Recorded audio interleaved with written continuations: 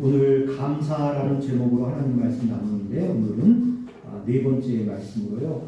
세상과 생명의 감사해라는 제목으로 하나님 말씀 나누려고 합니다.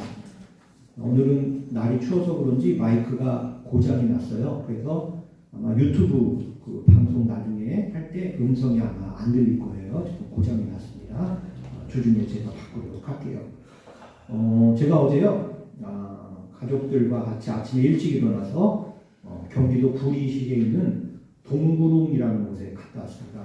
저도 처음 동구릉이라는 단어를 들어봤는데 동구릉이라는 말의 뜻이 뭐냐면 동은 동서남북할 때 동쪽이고요. 구는 1, 2, 3, 4, 5, 6, 7, 8 할 때 그 구자예요. 그리고 능은 우리가 아시죠? 능. 왕이나 왕비가 묻혀있는 무덤을 우리가 능이라고 하잖아요. 그래서 동구릉이라고 하면 동쪽에 있는 9개의 왕을 뜻하는 말이 동구릉이라고 합니다. 처음 알았어요. 그곳에는 우리가 잘 알고 있는 조선을 세운 이성계 아시죠? 이성계 우리 며느리도 이성계를 알더라고요. 이성계 조선을 세운 이성계 왕의 묘도 거기에 있고요. 문종 대왕이 있어요. 문종은 누구냐면 단종 아시죠? 단종. 삼촌에 의해서 유배돼가지고 어린 나이에 왕이 됐다가 죽음을 당한 단종의 아버지가 문종이에요. 그리고 또 선조왕이 있는데 선조는 누구냐면 우리나라에 일본이 쳐들어와서 임진왜란을 겪었습니다. 그때 우리나라 조선을 다스리던 왕이 선조왕인데 선조왕도 그곳에 동구릉에 묘가 있더라고요. 그리고 또 우리 가장 최근에는 사도세자 알고 있을 거예요. 뒤주 속에 들어가서 아버지가 가둬둬서 굶어 죽은 사도세자. 그 사도세자의 아버지가 영조대왕인데 영조대왕도 동구릉이라는 묘에 그 묘가 묻혀져 있더라고요.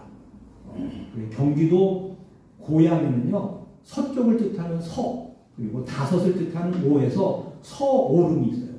그리고 그 위에 조금 더 가보면은 서삼릉이 있어요. 이 말이 제가 무슨 말인지 몰랐는데 서쪽에 있는 5개의 왕릉 또 서쪽에 있는 3개의 왕릉을 서오릉 또 서삼릉 이렇게 부른다고 합니다. 유네스코 세계 문화유산에 등록된 곳이라고 합니다. 그런데 그곳에 묘가 있는 왕들과 왕비들이요 조선시대 때 우리나라를 다스리면서 아주 큰 권력을 휘두르고 어떤 사람은 또 많은 사람을 죽이면서 나라를 새로 세운 그러한 왕도 결국은 세상에서의 삶을 다 마치고 그곳에 묘에 들어가서 그 묘 속에 묻혀 있다는 거예요.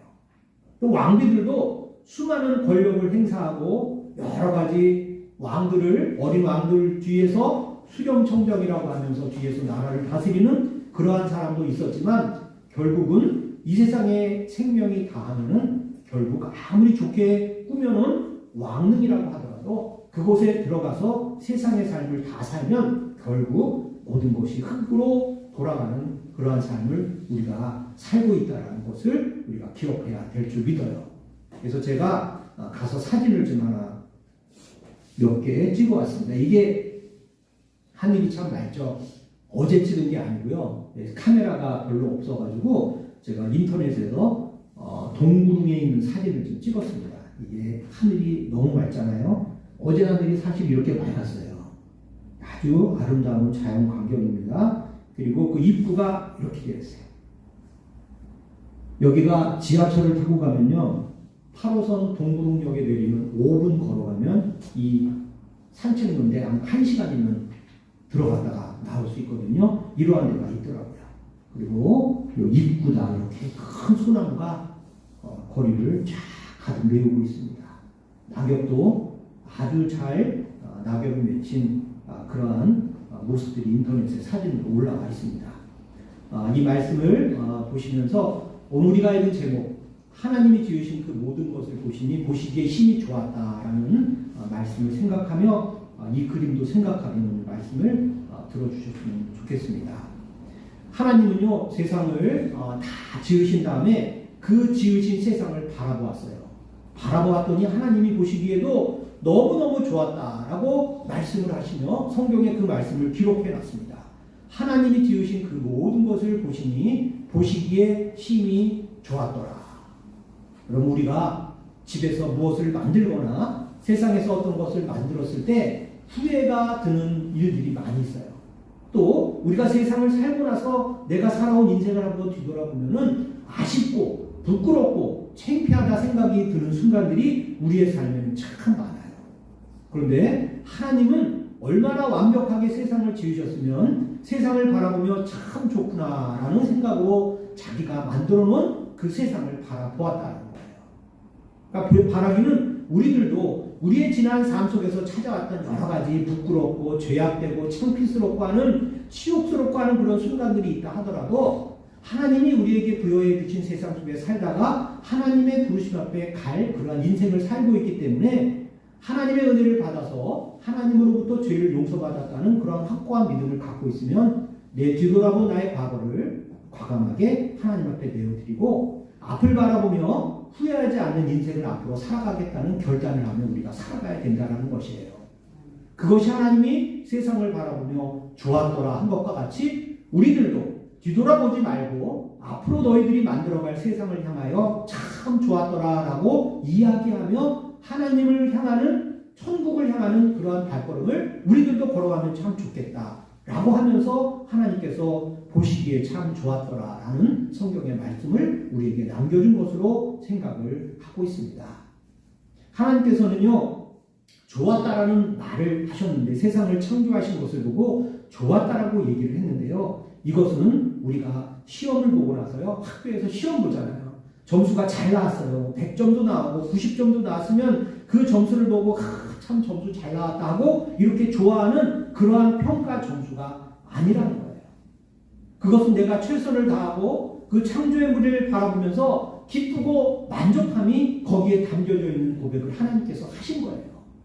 성적이 100점이 안 나오더라도 90점을 못 맞았더라도 10점을 맞고 20점을 맞고 30점을 맞았더라도 내가 최선을 다하고 게으르지 아니하고 부끄럽지 않게 내가 노력했다라면 그 결과에 대해서 기쁘고 만족한 삶을 살아가라는 지혜를 우리에게 주고 계시다는 것을 우리가 깨달아야 될 줄 믿습니다. 사람들은요 자기 얼굴을 바라볼 때 거울을 바라봐요.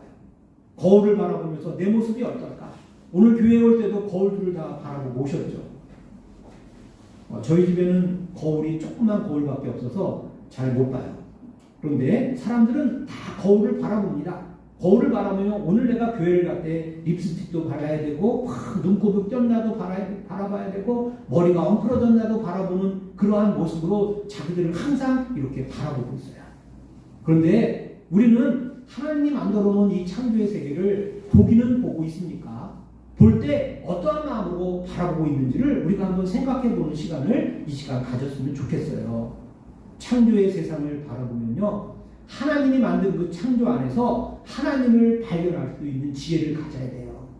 우리가 거울을 바라보며 눈곱에 낀 눈곱을 떼어내듯이 이 하나님의 창조 안에 숨어져 있는 그 하나님을 유심히 찾아가서 하나님이 도대체 이 안에서 무엇을 우리에게 보여주고자 이 세상을 만들었을까라는 것을 우리가 발견할 줄 알아야 되는 거예요. 그 세상을 이렇게 바라보면서 그저 오늘은 그냥 겨울이 돼서 추우니까 낙엽이 좀 지고 있구나, 바람이 부는구나, 비가 오는구나, 꽃이 있구나 이렇게 그냥 지나가면서 세상을 바라보지 마시고 그 안에 이 작은 낙엽의 색깔의 변화 이런 것들이 도대체 왜 하나님은 나에게 이것을 눈에 띄게 만들어 주시는가라는 것을 찾을 수 있는 그러한 마음을 가지고 하나님의 창조의 세상을 바라봐야지 하나님을 발견할 수 있어요. 그래서 그 안에 하나님을 발견하잖아요. 그러면 우리는 하나님께 감사하지 않을 수 없습니다. 나같이 부끄럽고 죄악도 많고 하찮은 나에게 어떻게 하나님의 은혜를 주셔서 내가 하나님을 볼 수 있는 영광을 주시며 이 하나님이 만들어 놓은 것을 통해서 내가 기쁨의 마음으로 하나님이 나에게 약속한 천국의 소망이 나에게 있다는 것을 깨닫게 해주는 것인가라는 것을 알게 되면 우리는 하나님께 감사할 수 있어요. 이 진정한 감사는요. 이렇게 하나님의 은혜를 내가 깨달아서 감사를 느끼게 되면요. 그것을 나 혼자의 마음 안에 감사를 감추어두지 않습니다. 진정으로 하나님 앞에 감사하는 사람은요. 사람들 앞에 행동으로 하나님의 감사를 드린다는 거예요. 우리는 어떠한 행동으로 하나님으로부터 받은 감사를 다른 사람들에게 감사를 드러내는 삶을 살아가고 있는가를 우리가 한번 생각해 봐야 될 줄 믿습니다. 우리는 세상이 너무 좋아요, 아름다워요, 너무나 보암직도 하고 가진직도 하고 먹음직도 합니다. 그래서 이 세상에 눈이 팔려가지고 그 안에서 계속 살아가는 그런 삶이 좋은 거예요. 하나님이 만들어 놓고 약속한 땅은 저쪽에 있는데 내 눈앞에 보이는 세상이 너무 좋아서 가기가 싫어요. 그래서 이곳에 눈을 고착시켜 놓고 이곳에 모든 것을 세워놓고 만들어 놓으려고 하잖아요. 그런데 아무리 힘이 세고 천하장사 같은 많은 군대를 다스린 이 조선의 왕을 세운 이성계라는 그 장군이요, 왕이 되어서 몇 년 다스리지 못하고 결국은 죽음을 맞이하여 세상을 떠나 그냥 땅속에 묻혀버리는 그런 생명이 되었다는 거예요.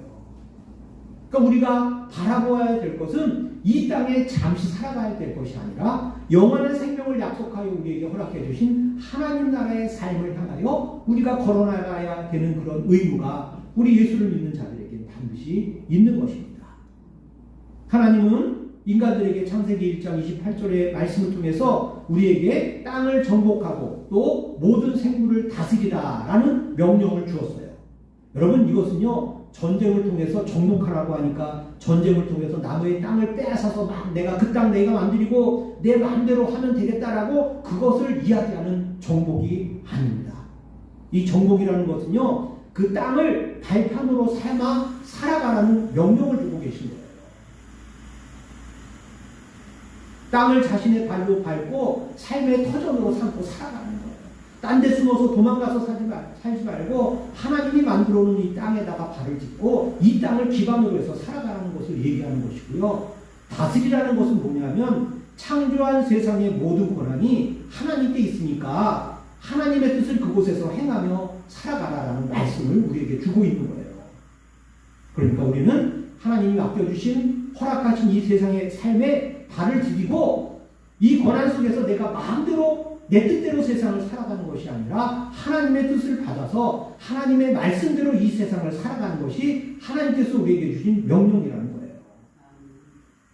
그래서 하나님의 이 명령에는요, 하나님이 만드신 창조의 세상을 잘 돌보라는 권한을 우리에게 준 거예요. 네 마음대로 눈에 보이는 대로 마음대로 살아가는 것이 아니라 세상을 내가 만들었으니까 너희들에게 잠깐 맡겨준다. 너희들은 나의 종이니까 세상을 살아갈 때 내가 너희들에게 맡겨준 세상을 잘 관리하고 돌봐주면서 살아가라는 거예요. 나무도 잘 돌봐서 가꿔줘야 되고 또 땅도 잘 돌봐서 가꿔줘야 되고 하나님이 같이 만들어준 사람들도 잘 돌봐서 가꿔주라는 거예요. 이 돌봄이라는 것은요, 우리의 책임이에요. 우리가 세상에 하나님께서 맡겨줘서 이 땅에 살아가게 하라는 것에는 반드시 돌봄이라는 책임이 우리에게 있어요. 하나님이 만들어놓은 어떤 것도 우리의 돌봄의 대상에서 제외시켜버리면 안 되는 거예요. 가난한 사람이라고 제외시켜버리면 안 되고 내 마음에 들지 않는 정치인이 있다 해서 그 사람을 내 관심에서 빼뜨려 놓고 그 사람은 항상 못된 일만 당하고 살아가야 되라고 생각하면 안 된다는 거예요. 그 사람들도 하나님이 우리에게 맡겨주신 하나님의 창조의 대상이라는 거죠. 그들의 인생이 잘못된 인생을 살아가는 것을 우리가 알게 되면 그들의 인생이 바른 길로 돌아서게 하기 위하여 기도하는 책임이 우리에게도 있다는 것입니다. 돈 많은 사람이 우리의 적이 되면 안 되고 권력을 가진 사람들이라고 해서 우리들의 미움의 대상이 되면 안 되는 거예요. 우리는 모두 하나님이 만든 세상의 모든 것들에 대해서 돌봄의 마음을 가지고 살아갈 때 우리는 시기와 미움과 질투의 마음을 내려놓고 우리가 살아갈 수 있는 것입니다. 우리가 사는 이 땅을 우리에게 맡기신 하나님께 감사하는 마음을 갖기를 주의 이름으로 축복합니다. 하나님께 진정 감사한다면 우리가 살아가는 이 세상을 한순간이라도 우리가 가볍게 여기며 살아갈 수는 없는 것이죠. 자, 이제 눈을 세상에서 나 자신에게로 돌리는 그런 말씀을 전하겠습니다. 하나님이 창조하신 것도 나 자신이 하나님의 창조의 대상입니다. 여러분은 나 자신을 어떻게 생각하며 바라보고 계세요? 우리가 거울을 보면 아까 외형적인 모습을 바라보고 나의 눈곱을 띄고 잘못된 내 모습을 이렇게 잘 되도록 바꿔간다고 말씀을 드렸잖아요. 거울로 내 모습을 보면은 어떻게 생각이 들어요? 아름답게 느껴지십니까? 멋지게 보이시나요? 때로는 우리가 거울을 볼 때 내 모습이 아름답게 느껴질 때도 있었고 멋있게 보일 때도 있었습니다. 그런데 세월이 흐르고 눈가에 그리고 목에 주름이 생기고 흰머리도 생기고 머리카락도 빠지는 그 모습을 거울로 바라보면요, 우리는 점점 더 늙어가는 내 모습을 바라보면서 기운이 빠지고 힘이 약해지는 것을 느끼게 된다는 거예요. 우리는 종종 자연의 아름다움이나 다른 사람의 은사에는 감사해요. 그래서 하나님께 감사해요. 근데 정작 나 자신을 생각하면 나는 하찮은 사람이에요. 보잘것도 없고 예쁘지도 않고 점점 늙어만 가지고 힘은 줄어들기만 하고, 그런 나 자신을 생각하면 하나님께 대한 감사보다는 불평과 불만 속에 남과 비교하는 거예요. 하나님, 우리 옆집 사는 누구는 이러이러하게 살아가는데, 건강하게 살아가는데, 여러 가지 상황과 환경이 좋은데 하나님 왜 나한테가 왜 이렇게 살아가도록 나를 이렇게 비참하게 만드십니까? 라고 하나님께 원망하는 모습으로 우리를 바라보고 있다는 거예요. 우리도 하나님이 만드신 창조의 대상물인데 하나님께서 우리를 이렇게 비참하게 세상을 살아가라고 하나님이 만드시지는 않았을 거 아니겠습니까? 하나님이 아무리 세상 사람들은 나를 약하고 하찮게 보지만 하나님이 만드신 창조의 대상인 나는 하나님의 입장에서는 세상에 살아가면서 존귀한 존재로 살아가는 특정한 목적을 두고 하나님께서 이 땅을 살아가도록 우리를 만들어 놓으신 거예요. 그래서 우리는 세상에 태어났고 세상에 살아가는 거예요. 아무리 세상 사람들이 나를 손가락질하고 욕하고 한다고 하더라도 나는 만드신 사람이 하나님이라는 거예요. 여러분, 우리 막내가 이제 회사를 다닙니다. 핸드폰을 산 지 4년이 지났어요. 우리 어른 입장에서는 핸드폰을 사면은 한 6년도 쓰고 뭐 7년도 쓰고 고장날 때까지 고쳐서 쓰고 계속해서 핸드폰을 씁니다. 그런데 젊은 아이들은 한 4년 정도 되면은 요새 핸드폰을 바꾼다고 해요. 그러면서 이번에는 뭘 바꿀까? 지난번에는 미국 회사가 만든 애플의 아이폰을 썼는데 이번에는 삼성에서 만든 삼성폰을 쓸 거야 라고 하면서 삼성폰을 주문해가지고 오늘 새벽에 집 앞에 배달이 됐습니다. 아이들의 마음에도요, 미국 회사가 애플이 만든 아이폰이 좋을 때도 있고 삼성이 만든 삼성폰이 좋을 때가 있는 거예요. 그러면 자기들의 마음의 자랑거리예요. 누가 만든 것을 내가 사용하고 내가 가지고 있다는 것이 자랑이 되는 거예요. 그래서 아이폰이 만든 애플 핸드폰을 내가 쓰고 있고, 삼성이 만든 이 삼성폰은 뭐라 그러는지 모르겠는데 갤럭시 폰을, 핸드폰을 내가 가지고 있으면 내가 자랑스러운 거예요. 그래서 어디 가면은 남들이 보라고 애플 그 상표 붙은 거 남들에게 슬쩍 보여주기도 하고, 삼성이라는 글씨가 쓴 것도 이렇게 슬쩍 보여주기도 하잖아요. 그런데 나는 누가 만들었어요? 하나님이 만들었어요. 하나님이 만든 나는 왜 그렇게 위축되고 남들 앞에 자꾸 숨어서 남들 앞에 눈에 띄지 않게 자꾸 숨어 들어갈 그러한 생각만 하고 세상을 살아가고 있으니까 그것은 우리들의 마음이 잘못된 거예요. 나는 미국의 애플이라는 회사가 만든 것도 아니고 대한민국 최고의 회사 삼성이 만든 것도 아니에요. 나를 만드신 이는 하나님이에요. 하나님이 나를 만들었으니까 나는 자랑스러운 존재라는 거예요. 비록 내가 없이 살고 몸도 아프고 눈가에 주름도 눕고 머리카락도 빠지고 남들이 보기엔 보잘것 없지만은 나를 만드시는 이는 하나님이라는 거예요. 하나님이 만드신 존재이기 때문에 나는 하나님께 감사하는 마음으로 이 세상을 살아가야 돼요. 그러면 하나님께 감사하고 내 삶이 궁색해지지 않아요. 풍성해지는 거예요. 남들이 나를 욕을 해도 나는 그 욕에 흔들리지 않아요. 그래, 욕해라. 나는 하나님이 만들었어. 하나님이 만든 것보다 더 존귀한 세상이, 이 세상에 어떤 것이 있겠어요? 땅을 정복하고 세상을 다스릴 권한을 내가 받은 존재로서 이 세상에 살아가고 있는데 나보다 더 존귀한 존재가 이 세상에 어디가 있겠습니까? 우리는 다 같이 존귀한 존재입니다. 그러니 우리는 모두 하나님이 졌습니다. 하나님이 만드셨습니다라는 생각을 가지고 나 자신에 대한 자신감을 가지고 세상을 살아가야 된다는 거예요. 내가 왜 누구인지 모르겠어. 나는 왜 이 모습으로 태어났는지 어떠한 삶을 살아가야 하는지 하나님께 묻고 그분의 뜻을 따라가고 싶은데 하나님 나를 왜 만들었는지 내가 왜 이 모습으로 세상을 살아가야 하는지 내 삶의 형편이 너무 힘들고 어려워서 하나님께 도무지 감사할 수 없다라는 생각이 들 때도 있습니다.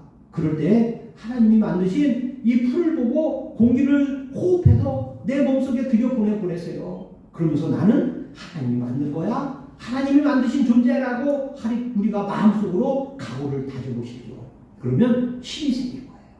그 힘을 가지고 세상을 살아가는 저와 여러분이 되시길 주님의 이름으로 축복합니다. 하나님께 감사하는 삶을 살아가는 저와 여러분이 되시기를 주의 이름으로 축복합니다. 제가 김혜자 선생님의 말씀을 전하면서 오늘 설교의 말씀을 마치려고 합니다.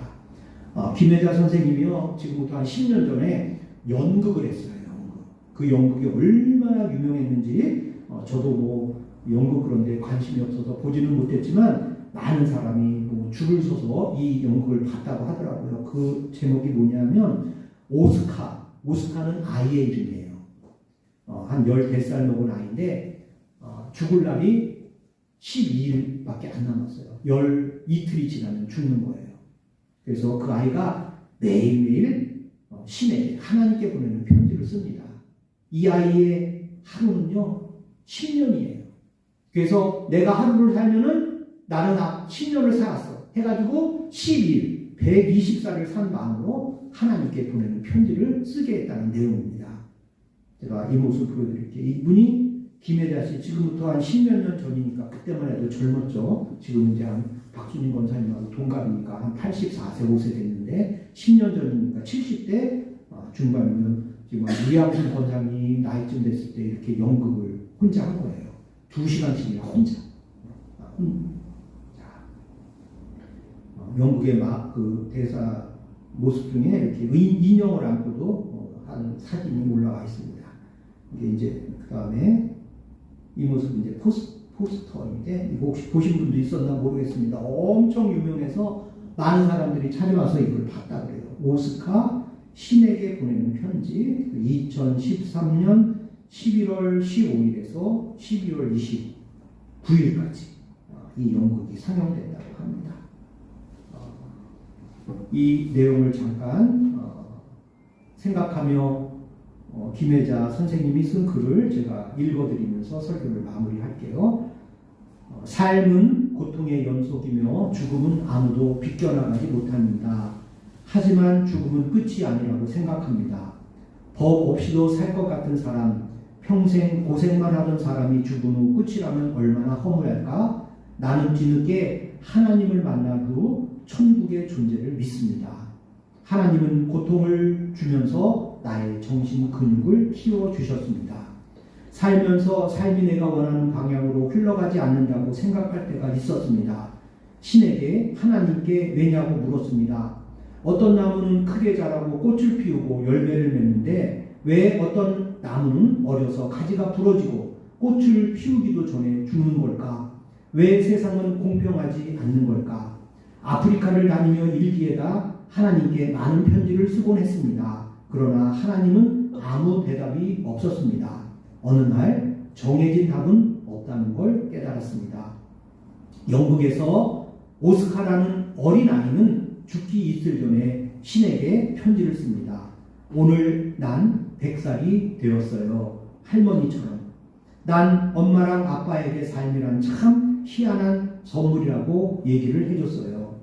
사람들은 처음에는 세상에 태어날 때 내가 세상에 태어난 것을 너무 과대평가해서 내가 마치 영원한 삶의 선물을 받았다고 생각하는 거예요. 하지만 나중에는 과소평가해요. 세상의 삶이 지긋지긋하다느니 너무 짧다느니 하면서 세상에 내동댕이 치려고 해요. 그러다 시간이 지나면서 결국은 선물 받은 게 아니라 잠시 빌린 거라는 사실을 알게 돼요. 그래요. 이 세상에서의 삶은 받은 선물이 아니에요. 잠시 빌린 거예요. 빌린 거니까 잘 써야죠. 함부로 쓰면 안 되죠. 삶은 그냥 살아가는 것밖에 답이 없습니다. 아픈 어린아이 오스카도 성한 우리도 매일매일 처음 보는 것처럼 세상을 바라봐야 합니다. 우리는 인생을 너무 낭비할 때가 많습니다. 며칠을 살더라도 얼마만큼 가득 채워서 사는가, 그것이 중요합니다. 라고 김혜자 선생님이 글을 썼습니다. 사랑하는 성도 여러분, 우리는 하나님이 만드신 존재입니다. 하나님이 만드신 세상에서도 감사하는 삶을 살아야 되고, 하나님이 만들어 우리에게 부여해 주신 나의 생명에도 감사하는 마음으로 세상을 살아가야 합니다. 이 말씀 기억하시면서 세상에서도 그리고 나의 생명에도 감사하는 마음으로 살아가는 저와 여러분이 되시기를 주님의 이름으로 축복합니다. 기도하겠습니다.